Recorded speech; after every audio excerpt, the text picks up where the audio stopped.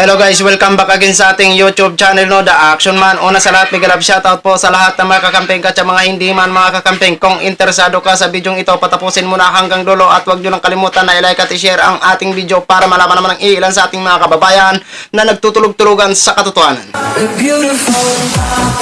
So muli naman nagbabalik ang nag-iisa nyong host na si The Action Man para magbigay ng komentaryo at reaction sa mga mainit ng issue ng bayan.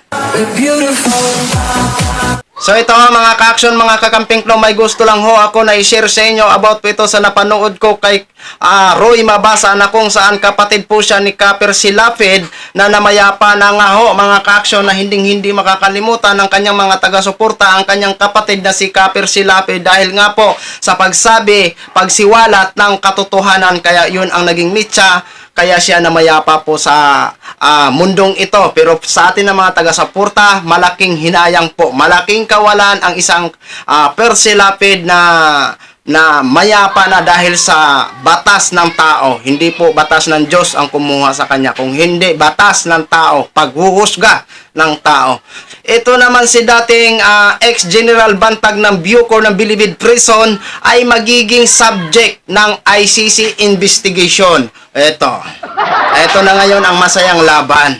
Ngayon na natin malaman kung ang kanilang pagkakaibigan ay masisira na ba o talagang magsama-sama sila hanggang sa kulungan.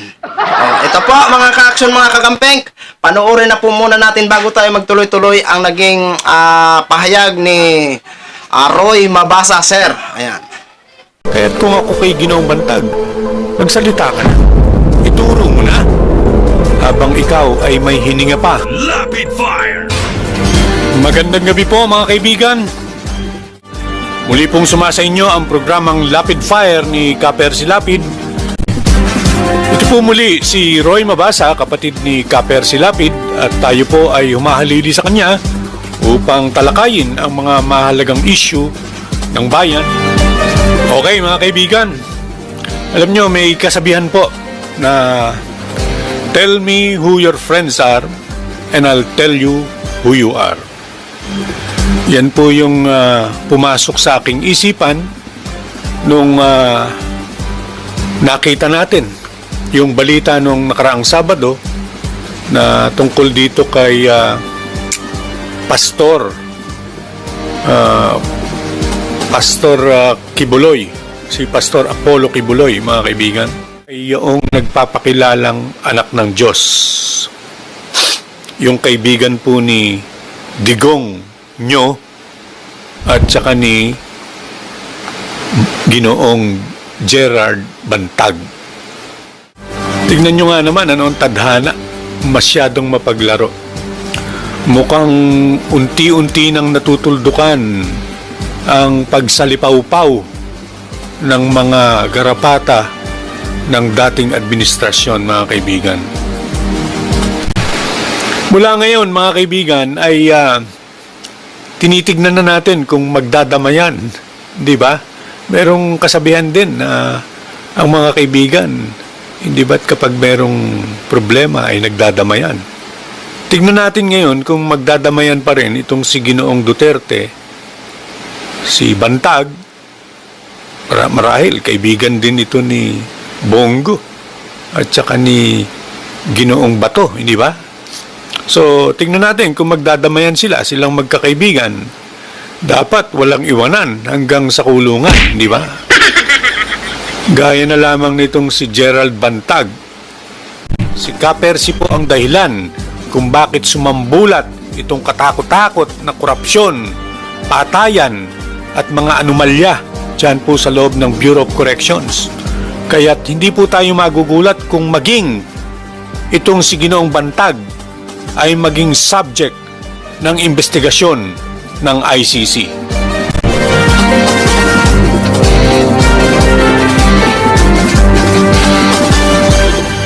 Si Kaper Silapid bumabanat.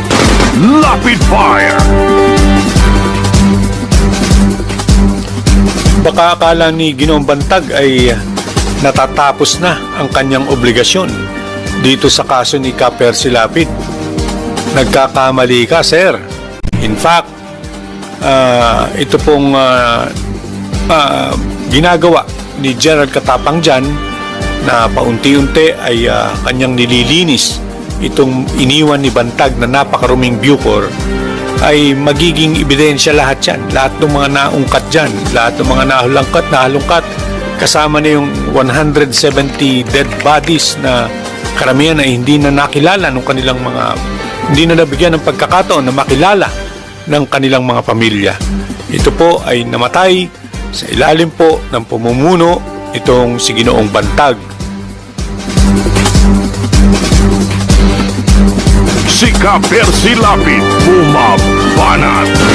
Lapid Fire.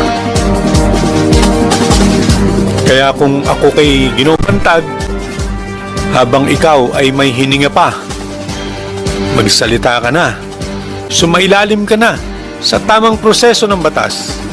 Tamang proseso na kagaya ng ginawa namin, kami po ay naniwala dito po sa sistema ng ating bansa, ng ating hudikatura, bagamat ito ay hindi 100% pure. Alam nating maraming flaws ito, maraming pagkakamali, maraming pagkukulang, subalit ito lang ang pwede nating sandalan sa paghahanap natin ng hustisya. Kaya't kung ako kay Ginoong Bantag, magsalita ka na. Ituro mo na. Si Kapersi Lapid, bumabanat. Lapid Fire. Kung sino-sino pa raw ang kinakausap nito, mga kaibigan, di ba sinabi ko sa inyo, doon po sa ombudsman, meron daw isang fixer doon na nagngangalang Cuevas, mga kaibigan. Noong 2017, ito rin yung Cuevas na pinagmumura ni Duterte dahil sa pag-fix ng kaso. Hindi lamang po sa ombudsman, maging sa Malacanang din po.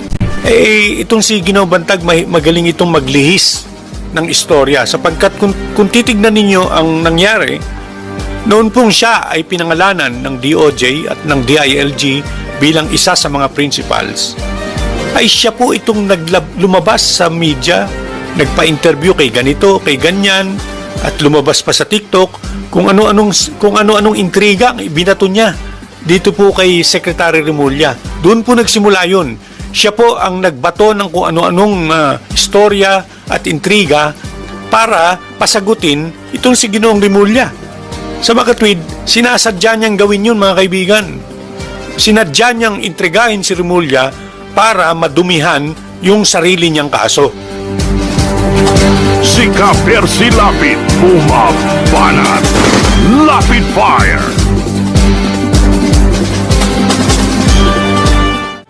Siguro naman, by January, nakapag-Pasko ka na, nakapag-New Year ka na, nakapag-Three Kings ka na. Siguro naman ay papayag ka ng mabigyan o masilbihan ng warrant of arrest.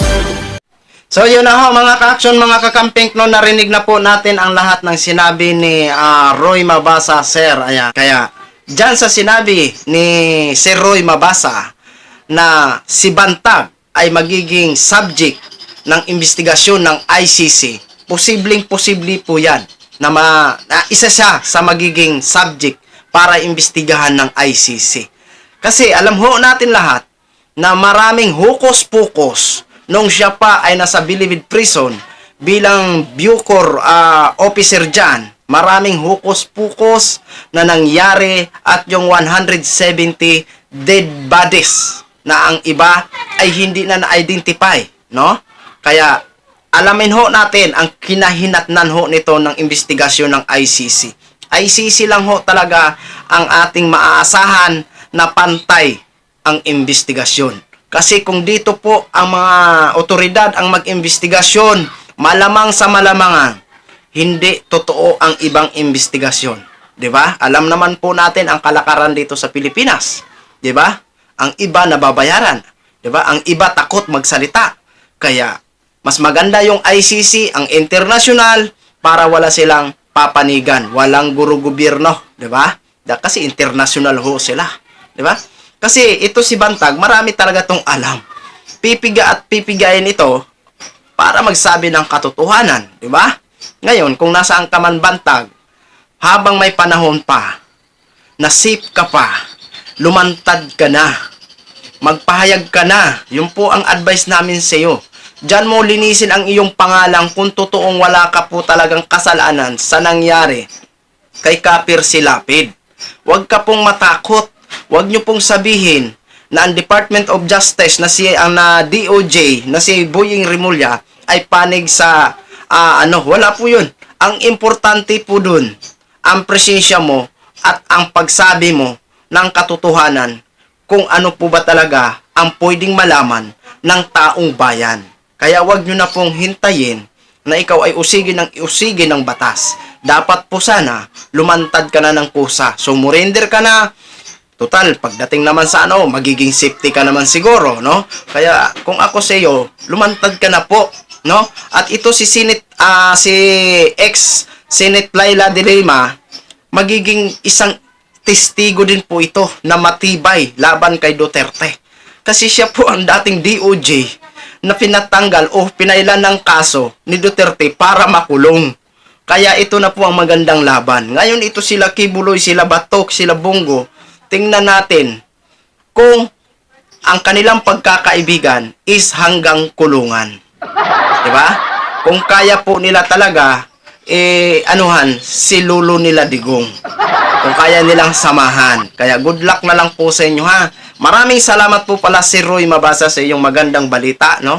Kaya suportahan po natin ito si Roy Mabasa, no? Si Sir, kasi alam naman ho natin na ito po ay isa sa mga nagsasabi ng katotohanan. Maraming salamat uli si Roy, no? So maraming salamat po sa ating mga viewers Luzon, Visayas at Mindanao all over the world. Ako po ang inyong lingkod, si The Action Man. Have a good day, everyone.